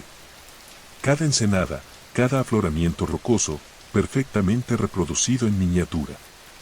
Contacté a la casa de subastas, preguntando por el dueño anterior. Su respuesta fue evasiva: un anciano sin familia, sus pertenencias liquidadas para cubrir cuidados paliativos. No tenían registros de la historia del reloj. No no podían proporcionar más detalles. Esa noche soñé con mareas. No el suave chapoteo de olas contra la orilla, sino el tirón inexorable de corrientes profundas arrastrándome mar adentro. Desperté empapado en sudor, mi corazón golpeando mis costillas. El reloj digital en mi mesilla marcaba 3:17 de la mañana.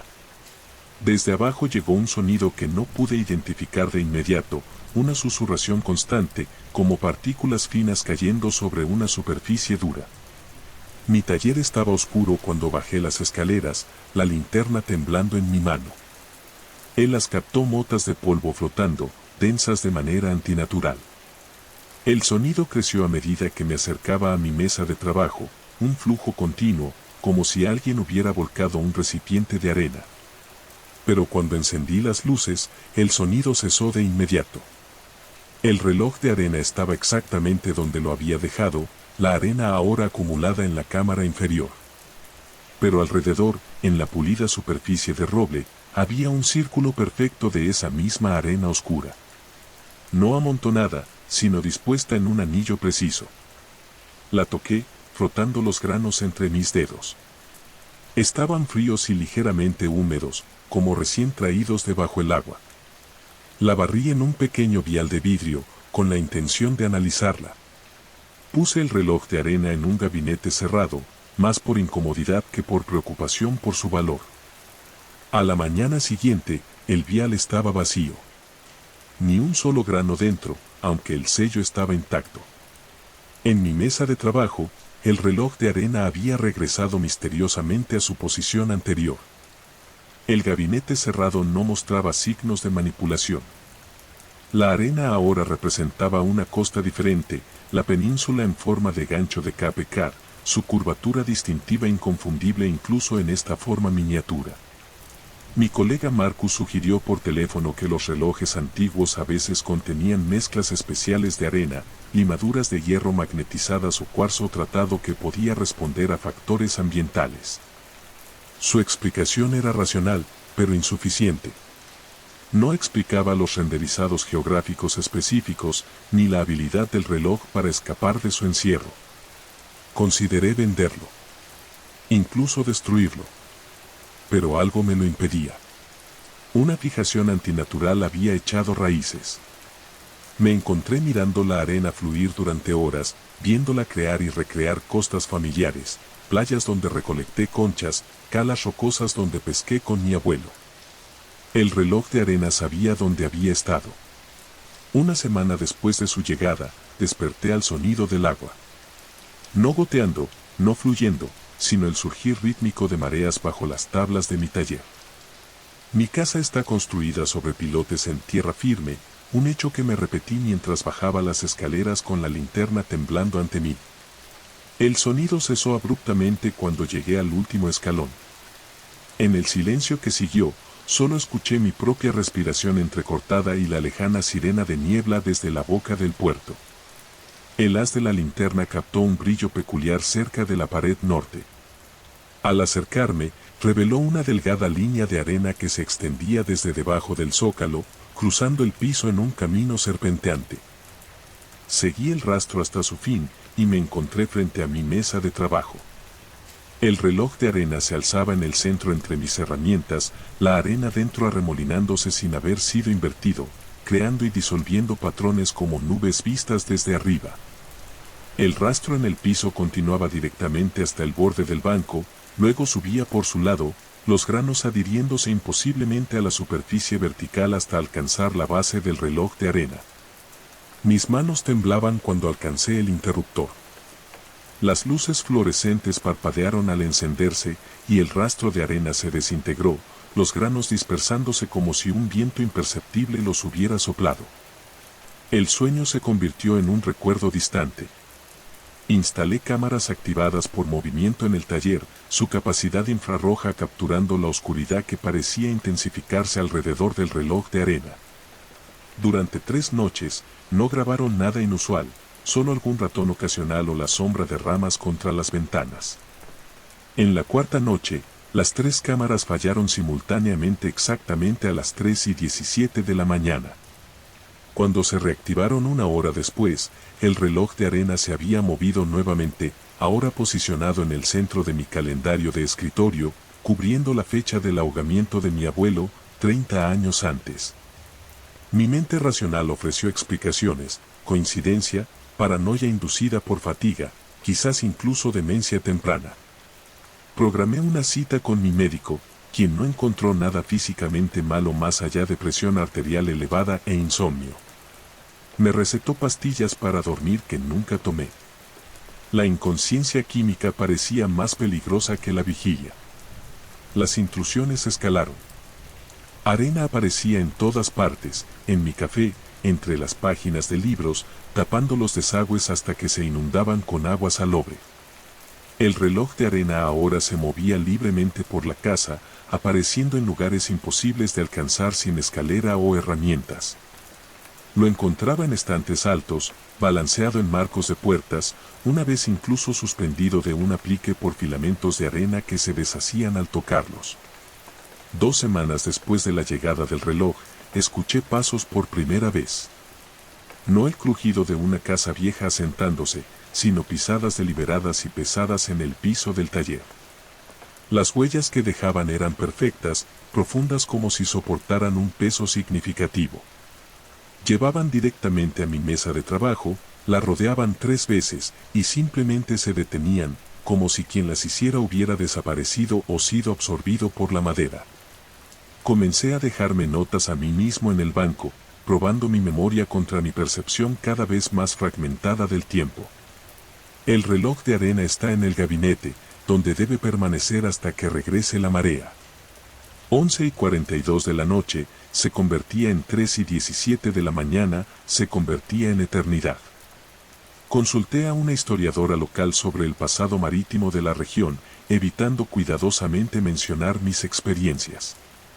Habló de naufragios a lo largo de la costa, de navegación asistida por relojes de arena cuando las estrellas estaban ocultas. Mencionó supersticiones de marineros, relojes que se detenían en el momento del desastre, cronómetros que predecían tormentas. Luego preguntó por qué temblaba. Me fui sin responder. Anoche, las huellas regresaron, pero con una diferencia: ya no se manifestaban como arena, sino como depresiones húmedas en la madera del piso. Como si alguien hubiera emergido goteando del océano y caminado directamente a mi mesa de trabajo. La veta de la madera se oscurecía alrededor de cada huella, el agua filtrándose hacia arriba en lugar de hacia abajo. La seguí hasta su fin, y encontré el reloj de arena esperándome. La arena dentro había formado esta vez no una costa, ni un rostro, sino una réplica perfecta en miniatura de mi taller, completa con una pequeña figura inclinada sobre un banco de trabajo. Yo, mientras me observaba. Detrás de la primera figura, otra tomaba forma, su mano extendida hacia la nuca del pequeño relojero, una mano familiar que llevaba el anillo distintivo de mi abuelo. No estaré aquí cuando la marea regrese esta noche. Si puedo escapar de lo que me sigue, está por verse. Pero entiendo ahora que el reloj de arena nunca estuvo simplemente marcando el tiempo. Estaba marcándome a mí. ¿Para qué propósito? No puedo decirlo. Quizás la respuesta yace en las aguas costeras de mi infancia, o quizás en las profundidades que se llevaron a mi abuelo. Una certeza permanece: lo que sea que cruce el umbral entre mundos cuando la marea fluye bajo mi piso ha estado esperando décadas. Su paciencia, medida un grano de arena a la vez. Y sabe exactamente dónde encontrarme.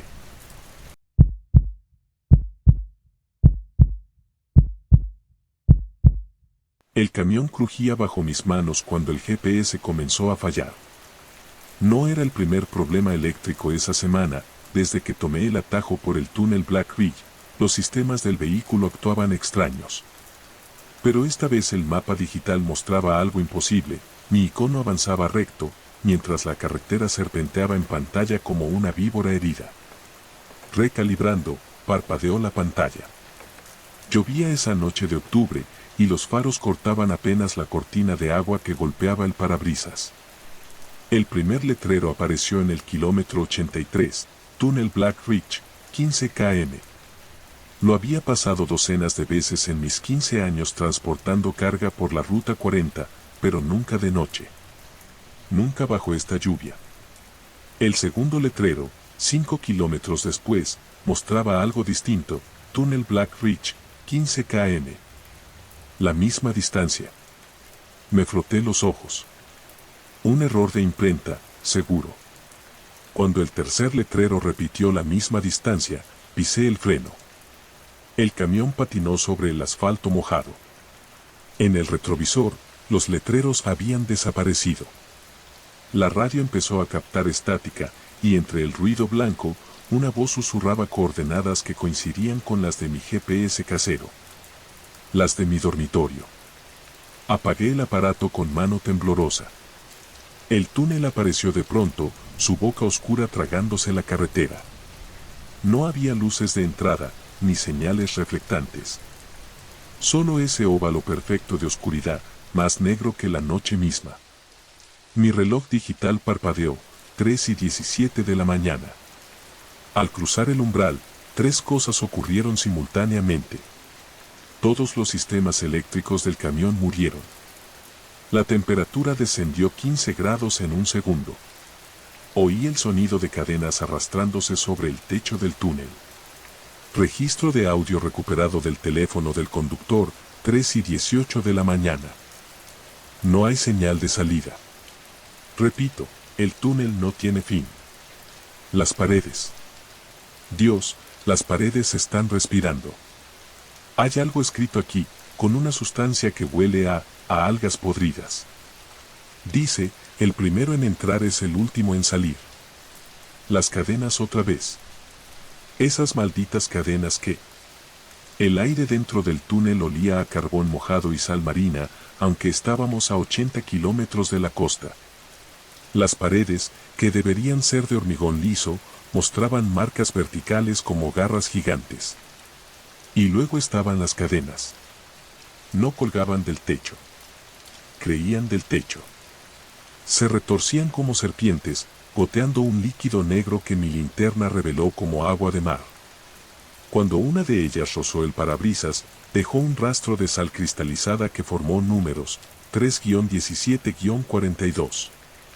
El motor del camión tosió de vuelta a la vida, pero el velocímetro marcaba menos 7 kilómetros por hora mientras avanzábamos. La radio captaba ahora una transmisión en bucle. Primer reporte del equipo de inspección del túnel Black Ridge, octubre de 2017 de 1942. Hemos encontrado. Estática, no es un túnel, repito, no es un túnel, es un, estática, los espejos están sangrando y, gritos, el primer equipo en entrar no ha, estática de 7 segundos, Dios mío, las cadenas vienen de... El final del túnel no aparecía. Solo más oscuridad, más marcas en las paredes, más cadenas. Hasta que miré el espejo retrovisor. La carretera detrás de mí había desaparecido. En su lugar, el espejo mostraba el túnel desde una perspectiva imposible, como si estuviera mirando hacia abajo desde el techo. Y allí, avanzando torpemente bajo las cadenas, había al menos 3 versiones de mi camión, cada una con un yo en diferentes estados de descomposición. El de más atrás ya solo era un esqueleto al volante. Cuando volví la vista al frente, la salida apareció de repente, un arco de luz diurna. Pero algo estaba mal con los árboles al otro lado. Sus ramas se retorcían en formas demasiado geométricas, como letras hechas de madera. Deletreaban algo. Bienvenido al día 42. Al cruzar el umbral, el reloj del camión saltó a las 6:01 de la mañana. Había pasado solo 17 minutos según el registro del GPS, pero mi barba había crecido semanas. En la caja del remolque, que debería estar vacía, encontré un diario de bitácora del USS Eldridge 1943 con mi firma. 7 kilos de arena negra idéntica a la del reloj de arena, historia 5. Una foto en sepia que mostraba a un equipo de construcción posando frente al túnel, conmigo entre ellos, vestido con ropa de los años 40. El diario tenía una sola anotación. Experimento fallido. El túnel no conecta lugares. Conecta tiempos. Pero siempre cobra un peaje, 7 minutos y 42 segundos de tu vida por cada viaje. Firmado, Thomas Mercer, mi nombre, pero no mi letra. Ahora cada vez que paso por Black Ridge, veo letreros nuevos. ¿Extraña a su familia, señor Mercer? Entre y véalos una última vez.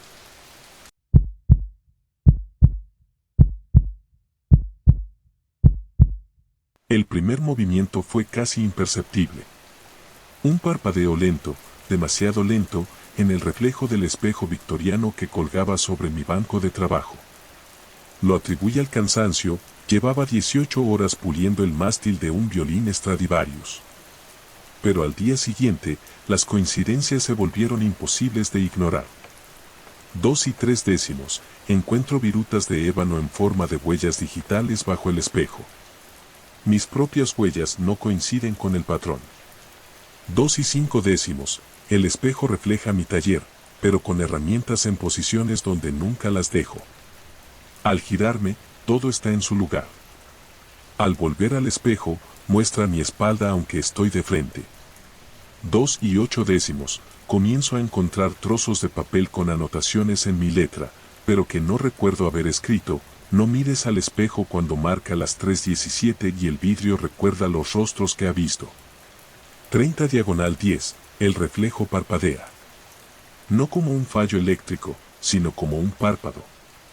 Luego, durante 7 minutos y 42 segundos exactos, muestra un taller idéntico al mío, pero con una figura adicional trabajando en la esquina, siempre de espaldas. Instalé cámaras hoy. Si algo me ocurre, que conste, el espejo no es un reflejo.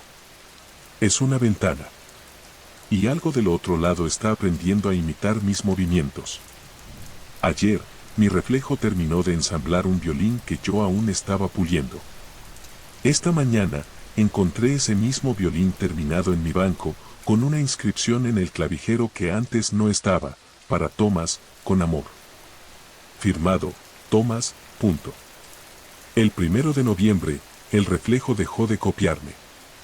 Ahora yo era el que seguía sus movimientos. Descubrí esto cuando me desperté con cortes de herramientas en las manos, aunque no había trabajado esa noche. En el espejo, mi reflejo sostenía un violín acabado, el mismo que apareció en mi banco horas después, con una inscripción tallada en el clavijero. Para el invitado de la fiesta. Tocaremos a las 3:17. Las cámaras que instalé captaron lo que mis ojos no podían ver.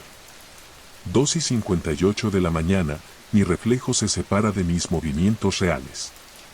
3 y 5 de la mañana, el otro yo saca un violín de una caja que no existe en el taller real. 3 y 12 de la mañana, comienza a tocar una melodía que hace sangrar mis oídos. Las cuerdas no producen sonido, en este lado del espejo. 3 y 17 de la mañana, la figura que antes estaba de espaldas en la esquina del reflejo se gira, es mi abuelo, ahogado en 1989. Extiende una mano hacia el cristal. En el video, mi yo real repite cada movimiento del reflejo 7 segundos después, incluso cuando este último empieza a tallar algo en el violín con un cuchillo. Al amanecer, encontré el instrumento terminado en mi mesa. Al frotar sus cuerdas, producía un sonido que solo era audible bajo el agua, lo comprobé sumergiéndome en la bañera. Las vibraciones dibujaban patrones en el agua idénticos al mapa costero del reloj de arena. La última nota del violín me dejó sangrando por la nariz. Duró 7 minutos y 42 segundos exactos. Ahora el espejo muestra 2 reflejos, el mío y el de alguien que se parece a mí pero usa ropa de los años 40, siempre susurrando. El señor Blackwood manda saludos. Dice que ya casi es hora de la gran función.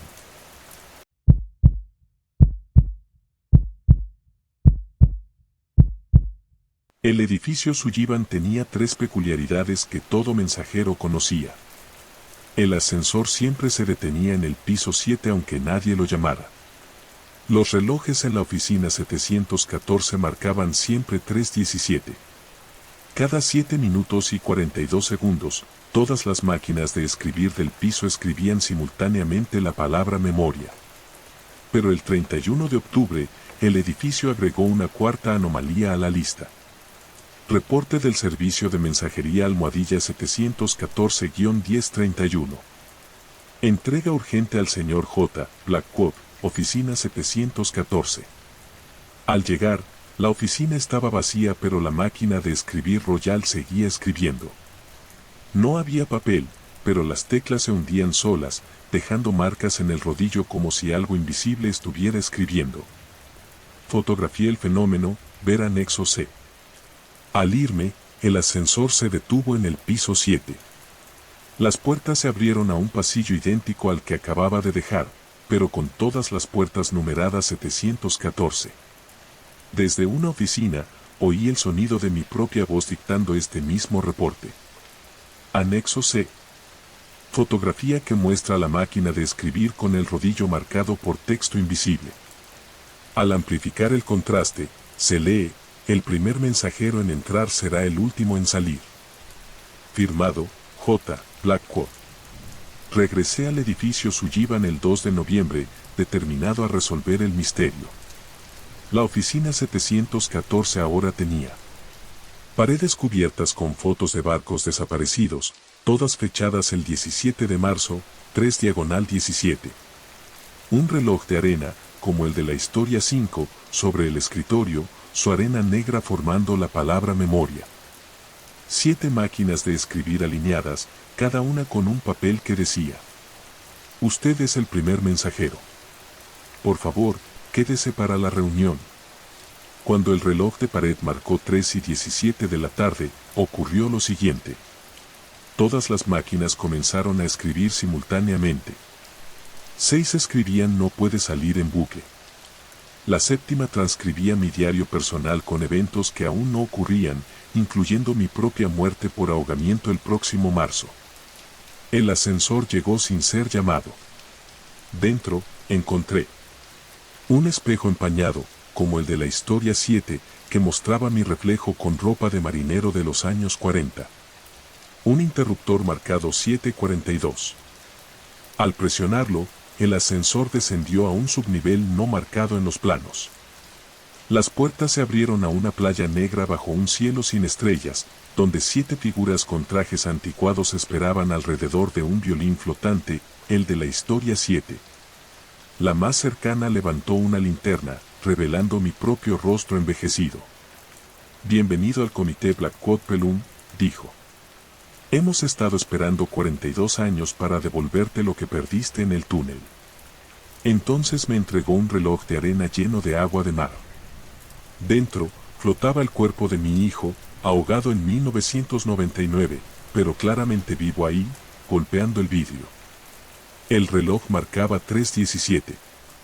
La arena en su base formaba una palabra: pago.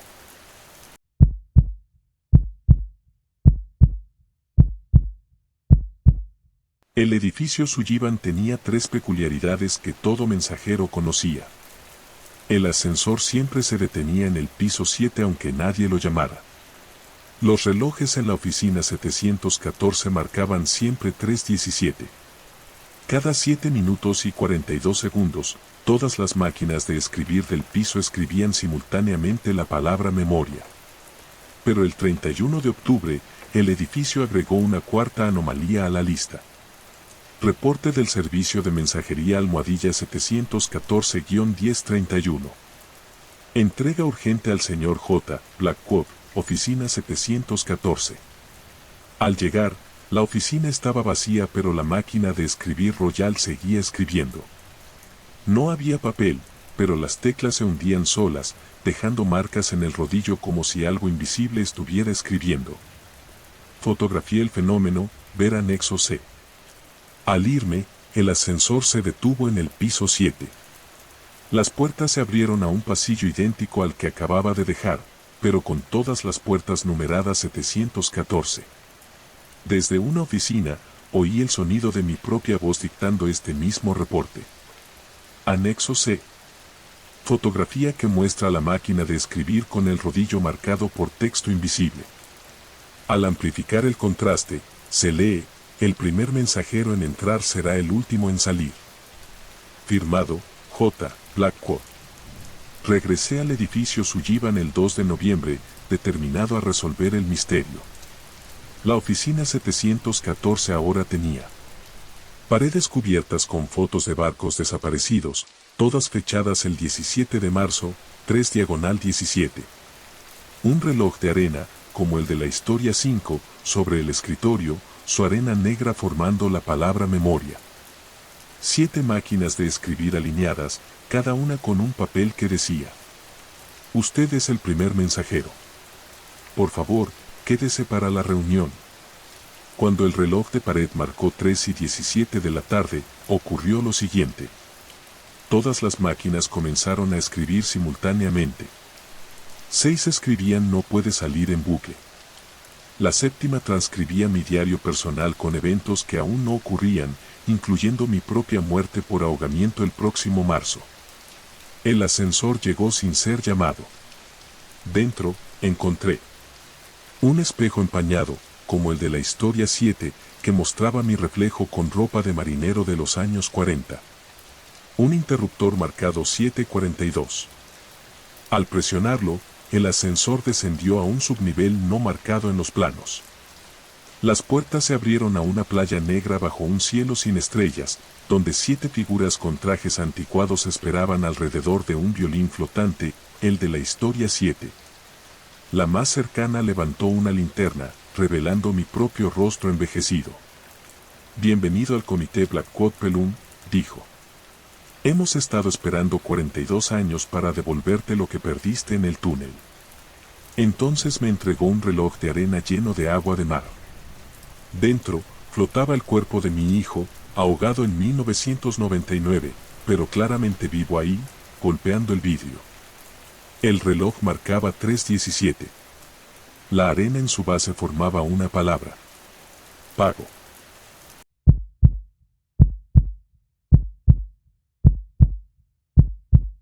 El faro de Blackwater Harbour lleva apagado desde 1937.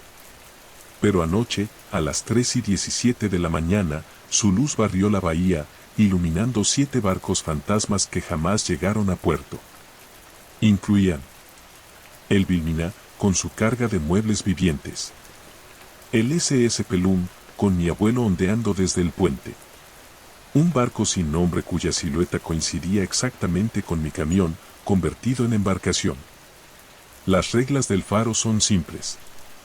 Cada noche, proyecta sombras de lo que se perdió en el mar. Si una sombra te toca, te unes al archivo Pelham, una colección de cuerpos convertidos en mapas náuticos.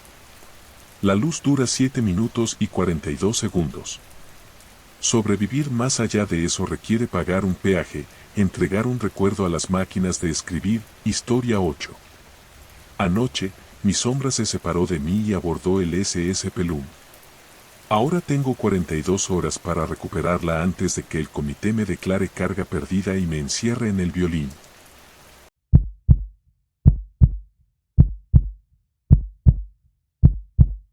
Encontrado en la Playa Negra, este diario de 1942 tiene 2 peculiaridades. Las páginas cambian para mostrar eventos futuros escritos en mi letra. Cada entrada termina con coordenadas que llevan a un naufragio no registrado, un objeto de Blackwood y Pelham, el violín, el espejo, etc. Hoy apareció esto.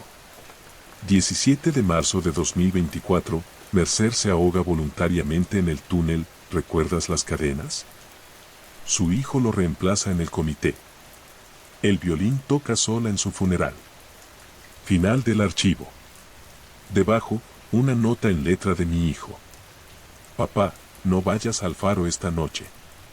Ellos quieren que elijas entre salvarme a mí o salvar a los 7 del SS Pelham. Pero hay una tercera opción, rompe el espejo.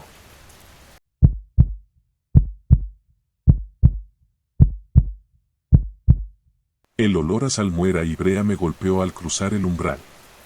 No era madera lo que crujía bajo mis botas, sino costillas. Costillas de barco, para ser precisos. Las vigas del techo mostraban aún las marcas de hacha de su origen, el SS Pelum, desaparecido en 1942 con todos sus tripulantes. Entre ellos, mi bisabuelo. El cartel sobre la entrada, tallado en lo que esperaba fervientemente que fuera hueso de ballena, rezaba: Archivo Pelum, solo lectores autorizados. Y allí, en una vitrina iluminada por lámparas de aceite de foca, estaba mi carnet de lector. Con foto y todo. Las reglas de la biblioteca. Los estantes respiran, se expanden y contraen cada 7 minutos y 42 segundos, como si el edificio entero fuera un pulmón sumergido. Las páginas sangran, los libros están encuadernados en una piel curtida que resuma agua salada cuando los abres. Hoy descubrí por qué. Al abrir un volumen titulado Naufragios por cuenta propia, 1940 a 1945, encontré uñas humanas incrustadas en los márgenes. Mi reflejo en el espejo del fondo susurró: piel de los ahogados. El comité nunca desperdicia material. El catálogo tiene dientes. Cuando pregunté por el libro de mi bisabuelo, el bibliotecario, un señor esquelético con uniforme de 1940, sonrió y señaló mi propio brazo. Allí, bajo la piel, letras se movían como gusanos formando un código de clasificación: Mercer, T, sección 3, estante 17. Lo que encontré en mi sección. Un diario de bitácora con mi letra, pero fechado en 1942.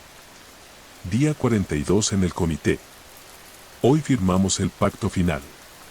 El túnel, Bear Black Ridge, archivo 6, necesita 7 almas nuevas por cada década que permanezca abierto.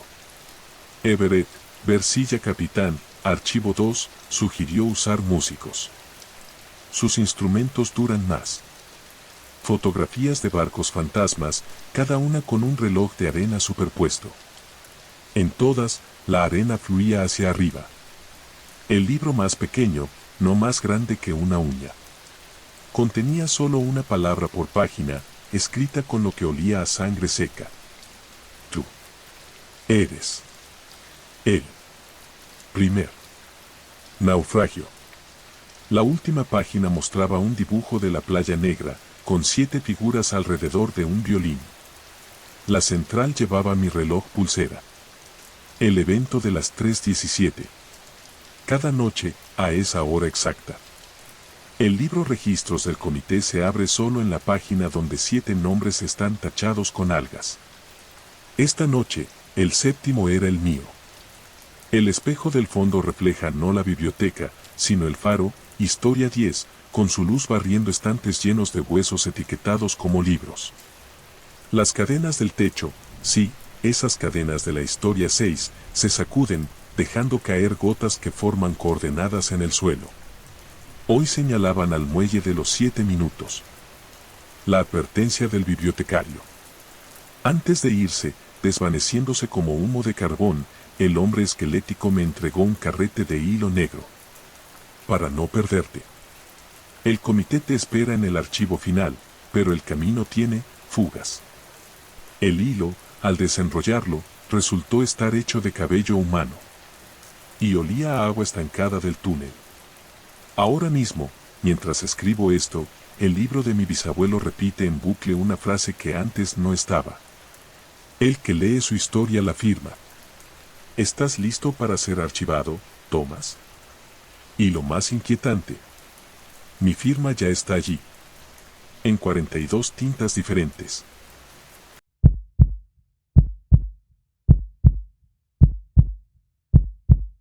La madera del muelle crujía de un modo que no era natural, como si cada tabla gimiera bajo el peso de recuerdos ajenos. Había seguido las coordenadas del bibliotecario, ese hilo de cabello humano que se enredaba en mis dedos como algas persistentes, hasta llegar a este lugar que no aparecía en ningún mapa. La luna llena se reflejaba en el agua quieta, pero algo estaba mal en su luz, proyectaba sombras hacia arriba, como si el cielo mismo fuera un océano invertido. Mis pies se hundían levemente en las tablas, aunque llevaba las botas bien atadas. Con cada paso, el muelle parecía extenderse unos centímetros más, sus pilotes goteando un líquido negro que olía a aceite de barco mezclado con sangre vieja. El reloj de mi muñeca, el mismo que había visto en aquel libro diminuto de la biblioteca, se detuvo a las 3:17 justo cuando llegaba al séptimo tramo de tablones. Fue entonces cuando escuché el chapoteo. No provenía del agua, sino de debajo del muelle.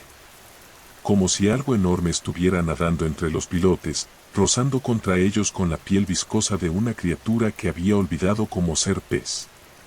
Las gotas negras caían ahora en un ritmo constante, marcando un compás de 7 segundos entre cada impacto. En el extremo del muelle, donde la niebla se espesaba como humo de carbón, una figura emergió lentamente. No del agua, sino de la misma madera, como si las tablas se derritieran para darle forma. Reconocí la chaqueta de marinero antes que el rostro, era la misma prenda que mi hijo llevaba puesta el día que desapareció durante una excursión escolar al puerto. Pero cuando alzó la cara, supe que algo estaba terriblemente mal. Sus ojos eran demasiado grandes, demasiado negros, como los de un pez de aguas profundas. Y en su pecho, justo donde debería estar el corazón, había un hueco en forma de reloj de arena a través del cual podía ver las olas detrás de él. Dentro de esa cavidad, pequeñas partículas de algo que parecía arena negra caían en sentido inverso, desafiando la gravedad. «Te hemos estado esperando, padre», dijo con una voz que era y no era la suya. Había ecos allí, como si muchas personas hablaran a través de su garganta. El comité votó. «Quieren ofrecerte un trato diferente». Extendió una mano, y en su palma vi 7 objetos diminutos que reconocí al instante, réplicas exactas de los artefactos que había encontrado en estas semanas. El espejo, el violín, el reloj de arena, incluso una maqueta perfecta del túnel de Black Ridge. Todos brillaban con un resplandor fosforescente, iluminando las palabras talladas en su piel. 1 minuto por cada año que quieras recuperar. El muelle tembló entonces, y comprendí demasiado tarde por qué se llamaba así. Las tablas bajo mis pies comenzaron a moverse como las agujas de un reloj, girando lentamente mientras el agua alrededor hervía con formas indistintas.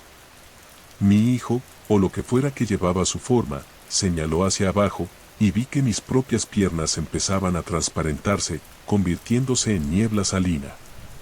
«Es fácil», susurró mientras el primer minuto comenzaba a correr. «Solo quédate quieto mientras el muelle gira. 7 minutos por 7 años. Pero debes elegir ahora, padre. ¿Qué historia prefieres cambiar?»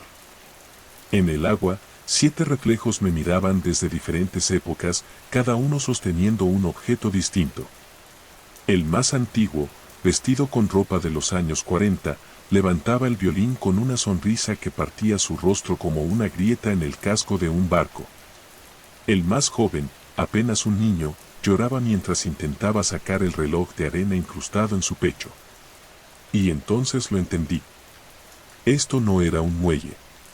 Era una esfera de reloj gigantesca, y cada tablón un minutero que marcaba vidas enteras perdidas en el mar. El primer minuto terminó con un crujido de huesos. Los míos.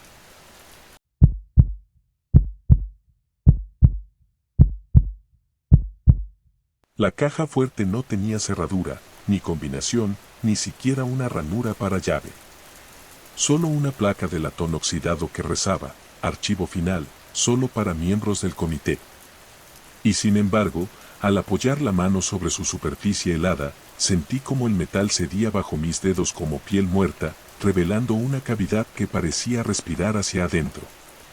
El aire que salía de allí olía a salitre y a los aceites rancios que usaban los relojeros de antaño, ese mismo olor que impregnaba el taller donde restauré el violín maldito. Dentro, dispuestos con precisión quirúrgica, había 7 frascos de vidrio azulado conteniendo aguas de diferentes tonalidades, cada uno etiquetado con coordenadas que reconocí al instante. Eran los mismos lugares donde los artefactos me habían encontrado a mí. El primer frasco, turbio como el agua estancada, llevaba las cifras exactas del túnel Black Ridge. El segundo, con un líquido tan negro que absorbía la luz, correspondía a las coordenadas del faro abandonado. El tercero. Mis manos temblaban al tomar el cuarto frasco, cuyo contenido rojizo se agitaba solo al contacto, formando remolinos que dibujaban una fecha, 17 de marzo de 2024. El día que el diario predijo mi muerte. Dentro flotaban partículas microscópicas que, al observarlas contra la luz de la lámpara de aceite, esa misma que iluminaba la biblioteca de huesos, revelaron ser fragmentos de fotografía. Trozos de mi propio rostro, descompuesto en el agua como si alguien hubiera borrado meticulosamente mi existencia de una imagen submarina. Los otros 6 frascos contenían variaciones del mismo horror, versiones alternas de mi ahogamiento en diferentes épocas, siempre a las 3:17, siempre con uno de los artefactos flotando cerca. El violín en 1942. El espejo en 1989. El reloj de arena precisamente la noche en que mi hijo desapareció. En el fondo de la caja, bajo los frascos, encontré un sobre de pergamino sellado con cera negra. Al romperlo, un polvo fino como ceniza de huesos se esparció sobre mis manos formando palabras efímeras: el comité siempre cobra su deuda. El contrato que emergió después no estaba escrito en tinta, sino en algo más oscuro que se movía bajo el papel como larvas bajo una hoja podrida.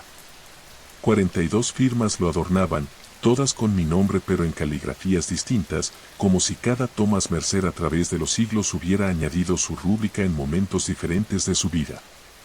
La última firma, todavía húmeda, olía a agua de mar y mostraba la temblorosa letra de mi hijo. El espejo negro colgado en la pared opuesta comenzó a vibrar entonces, su superficie reflejando no mi imagen actual, sino una sucesión de versiones alternas. Yo vestido con uniforme naval de los años 40 firmando documentos con Blackwood, yo anciano en el muelle de los 7 minutos entregando el violín a una figura juvenil.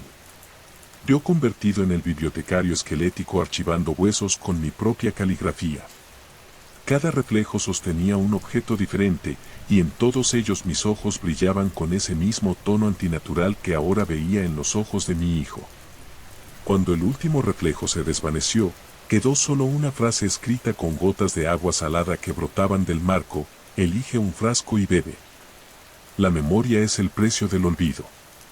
El violín, colgado en un rincón que no había notado antes, comenzó a tocar solo una melodía que reconocí de mis sueños recurrentes. La misma que el capitán Everett escribió en su diario antes de sellar su alma en aquella silla maldita. Las cuerdas vibraban al unísono con el tintineo de las cadenas del túnel, con el goteo del muelle, con el ritmo de la arena cayendo en el reloj. Y supe, con una certeza que me quemaba las entrañas, que cada gota en aquellos frascos contenía un momento robado, un fragmento de tiempo extraído meticulosamente por el comité a través de generaciones. Mi mano se cerró alrededor del frasco marcado con las coordenadas del día que mi hijo desapareció. El líquido dentro era más cálido de lo esperado, latiendo suavemente como un corazón ahogado. En su superficie flotaba una única palabra formada por partículas de arena negra: padre. El espejo empañado de la oficina 714 apareció entonces en la pared, mostrando no mi reflejo, sino a mi hijo real, no la criatura del muelle, atrapado tras el cristal. Sus manos golpeaban desesperadas contra una barrera invisible, su boca formando una palabra una y otra vez. No necesité escucharla para entender. La misma palabra que había encontrado en cada artefacto, en cada historia, en cada trampa del comité. Rompe. El frasco se estrelló contra el espejo en el mismo instante en que el reloj de mi muñeca marcaba las 3:17. El sonido fue como 1000 páginas siendo rasgadas al mismo tiempo, como la quilla de un barco partiéndose contra las rocas, como el grito final de un hombre antes de que las aguas cierren sobre él por última vez. Y entonces, por fin, entendí el verdadero propósito del archivo final. No era una colección. Era una red. Y cada uno de nosotros, el niño del muelle, el bibliotecario, el Thomas Mercer de 1942, éramos solo peces atrapados en sus hilos. Repitiendo la misma historia una y otra vez mientras el comité se alimentaba de nuestros minutos perdidos. El vidrio roto a mis pies reflejaba ahora algo diferente, un camino de regreso a través de todas las historias, un hilo dorado que conectaba cada artefacto, cada lugar, cada momento en que pude haber elegido diferente. Pero era demasiado tarde. La caja fuerte comenzó a cerrarse, arrastrando consigo los trozos del espejo roto, los fragmentos del contrato, las últimas pruebas de que alguna vez hubo una salida. Y en el silencio que siguió, solo el violín siguió tocando su melodía interminable, cada nota un recordatorio. El comité siempre cobra. Pero a veces, muy raramente, también concede un último deseo.